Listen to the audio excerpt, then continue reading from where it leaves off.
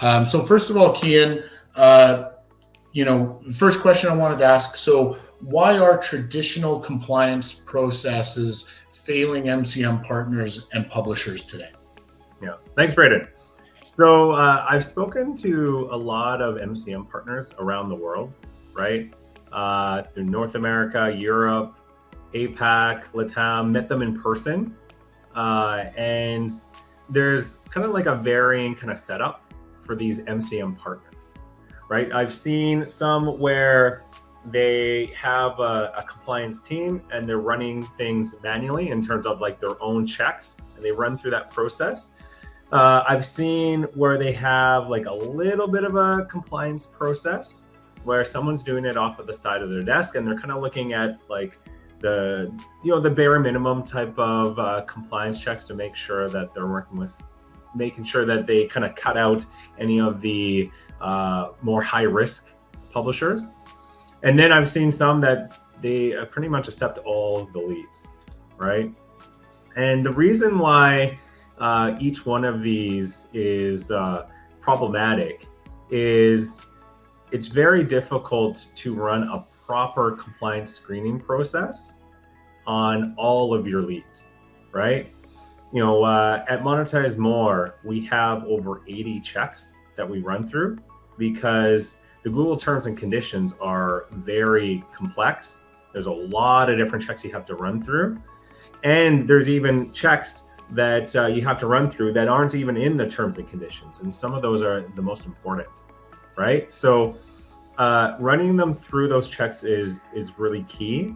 And of course, the reason for that is it's so punishing, right? If you're an MCM partner and you receive a termination, you hurt your Google health score.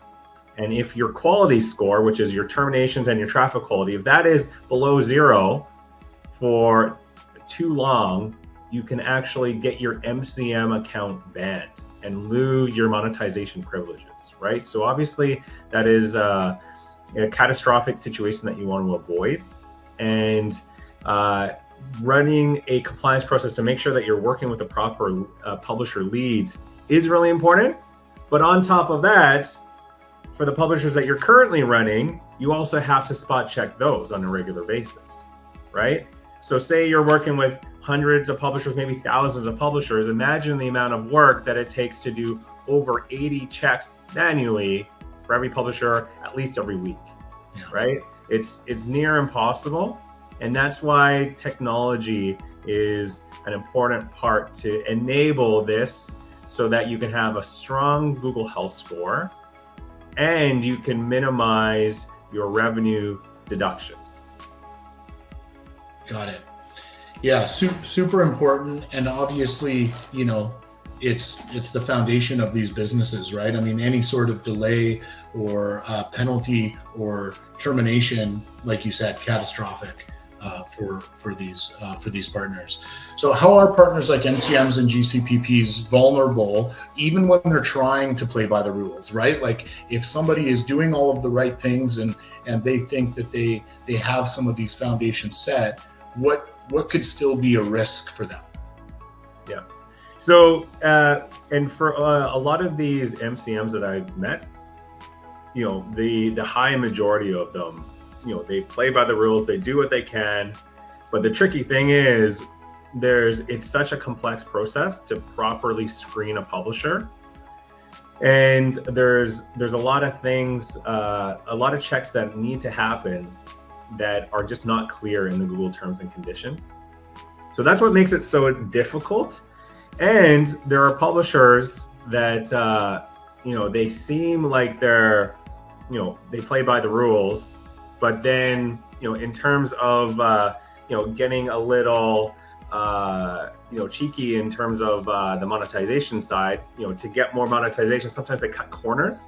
And it's hard to detect that, right? There is an element of trust when you're working with some of these publishers as well. And the best way to really verify that is to do the proper compliance checks. So even if you play by the rules and you do your best via manual processes to check these sites, you still can run into problems, right? Maybe they pass all your checks for your initial run through, but then they do a redesign. And then all of a sudden the ads are too close to the buttons, right? And then you have accidental clicks, right? That could cause a termination in revenue deductions, right? Maybe they start getting traffic from a new traffic source, and it has invalid traffic, right? And this can all happen after passing your initial compliance check that can be caught if you have proper spot checking, especially with technology that can detect and block invalid traffic. Got it.